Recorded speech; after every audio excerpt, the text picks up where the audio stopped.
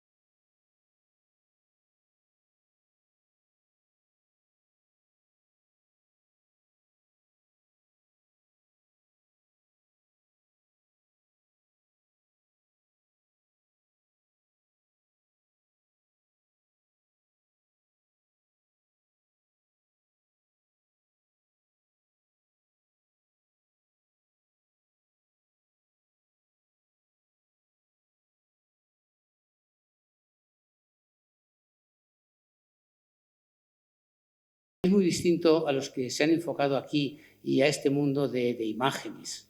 Me temo que voy a ser un tonto más aburrido, decolorido en esta explicación.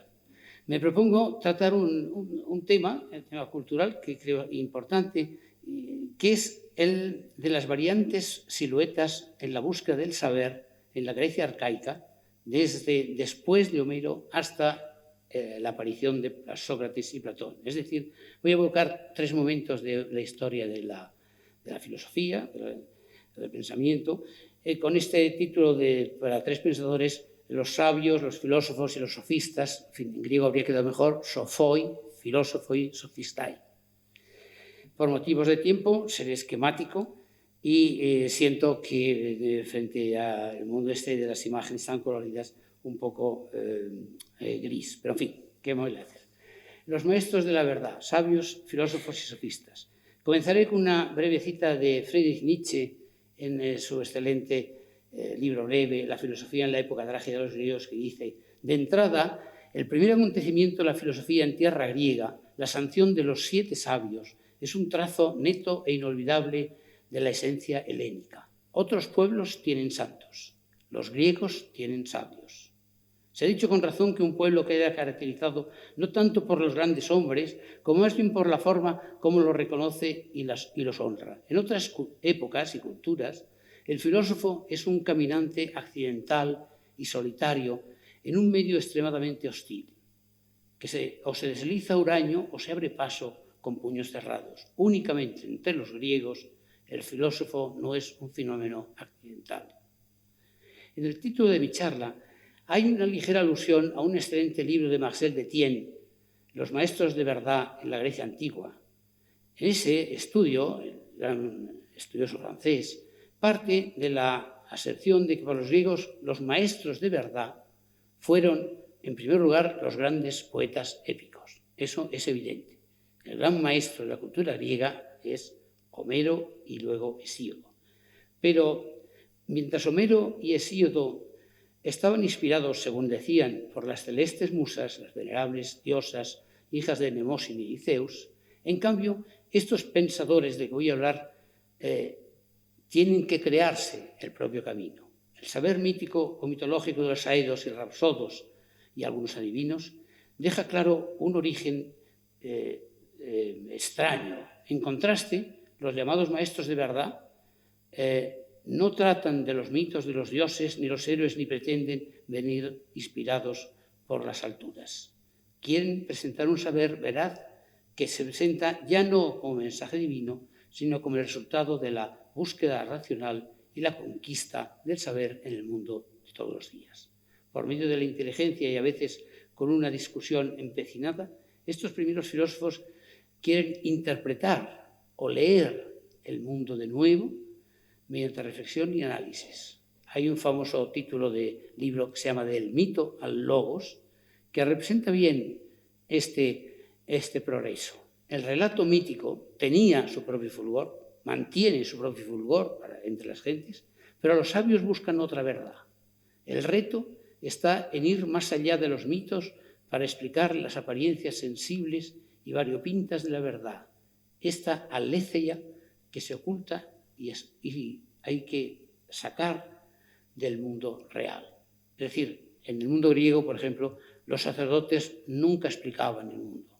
Los sacerdotes se cuidaban de los ritos, de los cultos, de las tradiciones, etc. Pero no explicaban qué sentido tiene la vida. Los filósofos van a tratar de dar algo de eso.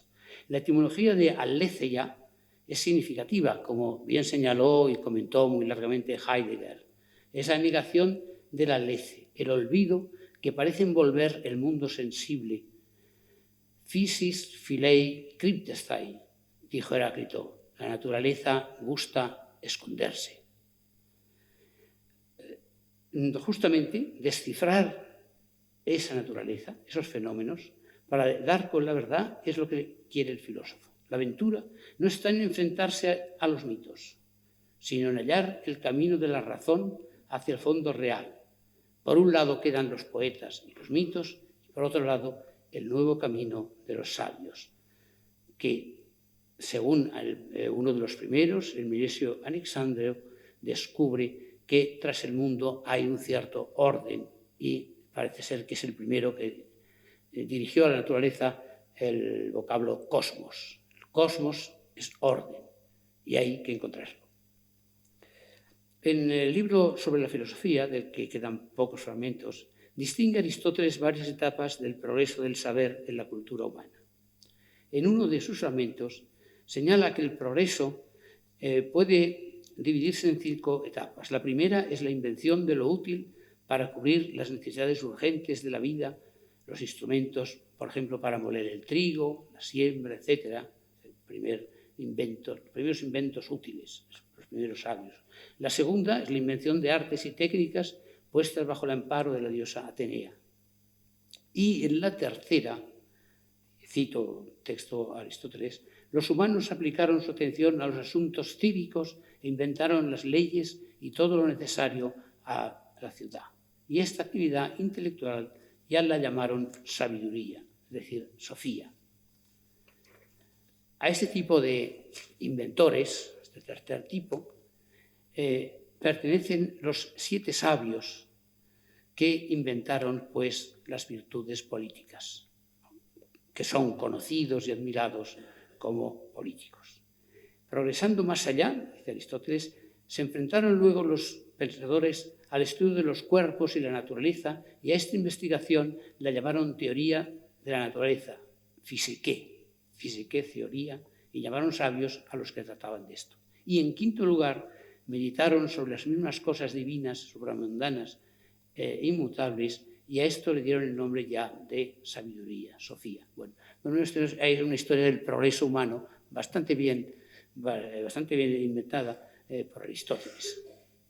Siempre me ha parecido muy sugerente este texto sobre la evolución del saber y los tipos de provenientes sabios, ingeniosos, desde los arcaicos inventores de técnicas hasta el final los metafísicos y los teólogos, junto a los inventores de los cacharros e instrumentos, los de las leyes y virtudes, camino de progreso. Por un lado, la teoría y la práctica en la convivencia de las ciudades y por el otro, la indagación de la naturaleza y del cosmos, es decir, la physis y el cosmos. Señalemos que parece muy antiguo el prestigio de este selecto grupo de los 7. Curioso grupo de 7, hay muchos ejemplos del prestigio que tiene los 7, ¿no? También en el arte oriental hay 7 sabios y luego, pues, por ejemplo, hay 7 bandidos en las tradiciones, etcétera, etcétera. Pero en el mundo de los griegos tenía entonces su centro no en la península de la Hélade, sino en las orillas y costas del Mar Jonio. Allí estaban esas primeras vivaces ciudades marineras de los eolios y los jonios, vecinos del gran imperio persa y muy bien comunicados por tierra y mar con diversas gentes de muy variadas culturas, como es sabido. En el siglo VI surgieron pues los primeros filósofos, como señala Wilhelm Nestle, Historia del espíritu griego, que dice: la filosofía no nació en un calmo retiro, sino en Mileto, el mercado del mundo antiguo, en el que variados pueblos y gentes del Mediterráneo procedían al intercambio de mercancías, y los más antiguos pensadores no fueron ascetas alejadas del mundo, sino hombres distinguidos y curiosos, abiertos a la realidad y políticos en gran parte. Como gran Argeguetes, primer maestro de filosofía presocrático, ya Aristóteles cita a Tales. Bueno, es muy curiosa la pronta fama y difusión de este primer grupo de filósofos que llamamos los 7 sabios. Los nombres suelen citarse unidos a las 7 ciudades de su origen. El tema es muy interesante. Yo dediqué hace años un libro entero a estos personajes que tuvieron un gran prestigio durante siglos, que a veces aparecen también en algunas ilustraciones. Por ejemplo, en Mérida hay un excelente mosaico de los 7 sabios y los hay. Y eso es curioso porque ese prestigio viene de muchos siglos atrás. Los nombres son muy conocidos de la lista y están asociados a ciudades.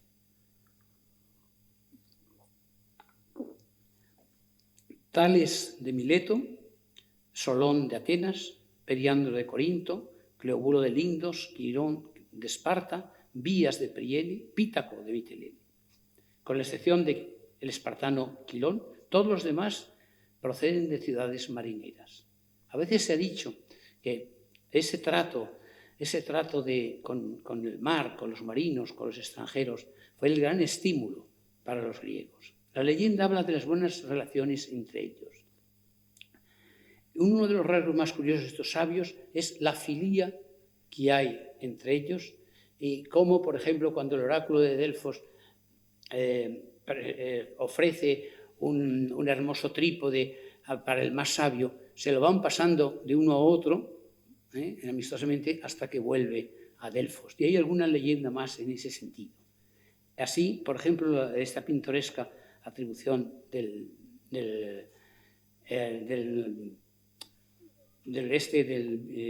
objeto al más sabio, pasando de mano en mano hasta acabar consagrado a Apolo. En relación con la resonancia historia literaria, yo no voy a hablar de muchos de ellos, sino solamente recordaré las dos primeras figuras, Tales y Solón. Tales fue astrónomo y político, y en parte también, al parecer, ingeniero naval, supo predecir un eclipse del sol y cayó, según una anécdota, distraído por mirar los cielos en un pozo. Así. Es muy curioso este personaje, ¿no? Y si es cierto, como parece ser, que pudo predecir con precisión un eclipse, demuestra que conocía bastante de astronomía, quizá por influencia de oriental, de algunas tablas orientales, pero parece ser que eso queda muy claro. Y también, por ejemplo, sabemos que hizo algunas reformas en la ciudad, etc. Desde luego, lo curioso es que siempre se le ha considerado el primero de los sabios. Dejó, por lo demás, una escuela famosa en Mileto que prosiguió. El otro personaje es Solón, sin duda el mejor conocido de la serie, poeta, no rapsodo, no rapsodo, sino ya poeta elegíaco, es decir, poeta que cuenta su experiencia personal, que cuando habla de las musas no les pide a las musas noticias sobre el mundo de los dioses, sino que le ayuden en su concepción de la justicia. Sabio, político y legislador. Sus poemas en forma de elegías recuerdan su papel de árbitro y moderador en Atenas en tiempos muy revueltos. Dio leyes, prohibió la esclavitud por deudas, etcétera, etcétera. Al cabo de su etapa de gobierno se retiró y le sucedió el tirano Pisístrato. Pero, en fin, Tales fue sabio, poeta y juez. En esta lista hay otros gobernantes y políticos, pero Solón es el único poeta, el único que tiene un perfil de sabio justo. Otros de los 7 no fueron tan ejemplares. Por ejemplo, Periandro de Corinto fue un violento tirano y por eso Platón quiso excluirlos de la lista. Bueno, he tratado también de esto en el libro de los 7 sabios, donde recojo lo que nos quedan de estos sabios, que son fragmentos, sobre todo máximas, etc. Pero es muy curioso el prestigio que tuvieron desde su época, siglo VI a.C., a lo largo de toda la tradición. Bueno, los filósofos. La invención del nombre de filósofo se atribuye a Pitágoras de Samos, que habría dicho que sabio, es decir, sofos, es solo la divinidad. Un hombre no puede ser, según él, considerado sabio, sino solamente amante de la filosofía, y fue el primero en utilizar la palabra filósofos. No deja de ser curioso que esta invención se adjudique a un tipo como Pitágoras, que no era nada modesto, sino que tenía una especie de aureola de hombre casi divino, lo que en griego se llama Zeios Aner. Tanto él como luego Empédocles, de su misma secta, se rodearon de un halo de misteriosa divinidad y uno y otro aseguraban haber vivido varias vidas y varias formas de animales. ¿Recuerdan ustedes el famoso verso de Empédocles? Yo he sido y antaño muchacho y muchacha, y un arbusto y un pájaro y un pez silencioso en el fondo del mar. Se recordaba muchas experiencias. Y de ellos, de esta creencia, llega a Platón también probablemente el mito de la metamorfosis, que tratará en un famoso diálogo. Bueno, el título de filósofo se aplica a pensadores muy diversos. Vienen otros más serios, diríamos nosotros, menos ligados a ese prestigio religioso, como son los jonios, Genófanes, Heráclito, Anaxágoras y Demócrito. Estos son los grandes pensadores que, bajo el título de presocráticos, marcan la espléndida etapa de fulgor épico en la filosofía. Son como grandes gigantes en una gigantomaquia en torno al ser, el ser y la nada. Ciertamente, de sus obras nos han quedado fragmentos inolvidables y han sido objeto de incontables disertaciones y comentarios. En unos decenios, pues, finales del siglo VI, comienzos del V, los presocráticos ofrecen sus teorías sobre el ser y el no ser, el mundo, el alma, el más allá de la muerte. Los textos conservados de todos ellos forman un capítulo de inmensa resonancia y variedad de la historia y la filosofía griega. Solo podemos evocar por un momento esos fascinantes ecos de esas figuras singulares e inolvidables, que curiosamente convivían con los sacerdotes de la religión. Los sacerdotes no enseñaban, digamos, el destino del alma, ni enseñaban cómo comportarse en el mundo, sino que tenían sus ritos, contaban sus mitos, etc., ¿no? Junto a ellos estaban estos nuevos sabios, los filósofos. Más tarde, a mediados del siglo V, en un movimiento social y cultural de largo alcance, aparece la sofística, es decir, una innovación filosófica, una nueva etapa con cambio de perspectiva. Sin duda, hay que decir que las circunstancias históricas propician y determinan este cambio fundamental. Ahora hay ciudades democráticas, ahora hay un trato diplomático, hay un mundo de ideas muy avanzado. En esta etapa, la consideración sobre los fundamentos de la naturaleza, el discutido arjé de la physis, deja de centrar ya la atención de los nuevos sabios, los sofistas. Ya no se renuevan las teorías sobre la naturaleza y el cosmos. La gran contienda sobre la physis y la antinomia del ser y la nada queda desplazada de escena.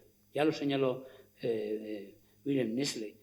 Ahora se invierte la situación de la consideración de la naturaleza. Esta pasa a segundo término y el hombre, como ser social, en todas las formas de su actual y sus talentos racionales, en lengua, religión, arte y formación estatal, es el centro de la reflexión. Con esto, la sofística, una filosofía de la cultura, se coloca frente a la antigua filosofía como una hermana e igual en gloria a esta. Los nuevos filósofos, ya derivados en profesores de cultura, los sofistas, ahora toman como eje central en su teoría el mundo de la sociedad y lo histórico. No son amantes del saber, como los filósofos, sino que son maestros del saber. Son lo que nosotros llamaríamos profesores para una convivencia política. Con ellos se extiende el afán de cultura en política, en religión, en el arte, en sociedad y sobre todo en la educación, que se ofrece como central en el ámbito de las reflexiones y preocupaciones de la época. Surge el interés por una filosofía de la cultura, una especie de ilustración al alcance de los más destacados y ricos ciudadanos. Ahora se presentan como educadores adecuados, como los oportunos profesores de saberes útiles, sobre todo de retórica, para facilitar la ascensión social en la vida ciudadana. Es, pues, en las ciudades de atmósfera democrática donde la sofística es útil para el progreso social, donde estos viajeros y hábiles retóricos se presentan como maestros del saber útil para la vida y, con sus promesas, ofrecen el camino del éxito.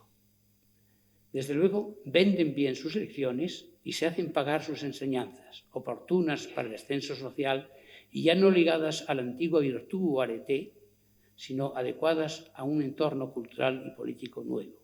Puede reprocharse a los sofistas que venden el saber, cobran sus enseñanzas, pero recordemos que ya en la antigüedad otros profesionales de la cultura, o poetas como Píndaro, cobraban muy bien sus aportaciones. En tanto en uno como en otro caso hay que decir que los clientes son los nobles y los ricos. Es decir, no son educadores del pueblo, sino son educadores de una cierta clase social, bien asentada, para el triunfo en la sociedad mediante la retórica, mediante la palabra hábil. Se suelen distinguir en el movimiento sofístico dos etapas, una primera y una segunda. Los primeros son maestros indiscutibles de la oratoria y la ilustración, con admirable arrogancia intelectual. conviene citarlos, como generalmente se hace, con el nombre de su ciudad, aunque no se quedan nunca en esta, sino que son viajeros de largo prestigio. Protágoras era de Abdera, Gorgias de Leontinos, Pródico de Ceos, Hipia de Élide, etc. A una segunda generación pertenecen jóvenes más radicales, revolucionarios y agresivos, que conocemos por los diálogos de Platón, como son Calícles y Trasímaco. Platón, insiste en ello, trata con ironía, pero con respeto a los grandes sofistas primeros, y en cambio a estos jóvenes, Calícles y Trasímaco, los caricaturiza demasiado violentamente. En fin, los sofistas son viajeros, maestros de cultura y política, y muchos de ellos tienen afanes científicos. Los hay que estudian matemáticas, cronología, medicina, etc. Buscan auditorios de tolerancia y riqueza en ciudades como Atenas y Siracusas con un amplio público. Y esto es la etapa final de esta curva de la sabiduría griega, que tiene una cierta semblanza con la Ilustración del siglo XVIII, como se ha dicho muchas veces. Lo mismo que después de Kant viene la Ilustración, después de los grandes presocráticos vienen los sofistas. Ellos buscaban un éxito inmediato y no les importaba dejar sus obras escritas, sino ser reconocidos. Eran sobre todo los grandes maestros, y tal es el caso de Gorgias, del que solo tenemos conservadas algunas piezas oratorias menores, pero excelentes. De Protágoras sabemos que tuvo una notable influencia como pensador democrático en la Atenas de Pericles y en la fundación de alguna ciudad panhelénica. Recordaré unas líneas de Werner Jäger. La posición central que atribuye Protágoras a la educación caracteriza el trazo espiritual de esta en el sentido de humanismo. Bueno, tengo una nota aquí de abajo de que efectivamente el humanismo griego está representado sobre todo por los sofistas, aunque hay que decir, como comentó ahora, que claro, nosotros conocemos a los sofistas fundamentalmente a través de Platón. Platón es, por una parte, el gran crítico de la sofística, empeñado ya desde un principio en separar a su maestro Sócrates de los sofistas, pero, sin embargo, es el que evoca las figuras de los sofistas con una gran claridad, y son inolvidables las figuras de Protágoras, de Gorgias, de Hipias, etc. Son inolvidables, pero a través de las palabras de Platón, que los contrapone a Sócrates. La mala reputación posterior de los sofistas se debe, en parte, a los diálogos de Platón. En las historias tradicionales del pensamiento, los sofistas están bastante maltratados. Hoy día no. En los últimos años, desde hace tiempo, desde los libros de Jäger y de otros, por ejemplo, entre nosotros del excelente libro del profesor Rodríguez Adrados, que se llama Ilustración y Política en la Grecia Clásica, nosotros sabemos que los sofistas son una piedra fundamental en la transmisión del saber griego. Y realmente de ellos no trata mucho Aristóteles, pero Aristóteles ha aprendido mucho, como Platón, de los sofistas. En fin, no deja de ser una ironía que Platón, que en sus textos chispeantes traza esos perfiles de estos sabios, a veces amables como Protágoras y Gorgias, y otra vez menos, haya sido quien nos haya dejado fundamentalmente sus figuras. Un parte en caricatura, pero en mucho más. Recordemos que se han perdido los escritos de los sofistas y de no saber por Platón, como decíamos, muy poco por ellos. En fin, y con esta consideración positiva de la sofística se corrige un poco las antiguas historias tradicionales respecto a este movimiento. Y como ya dije, el libro de Adrados y otros están hoy en esa línea que hay que reconocer. Es decir, hay una gradación sophoi, filósofoi, sophistai.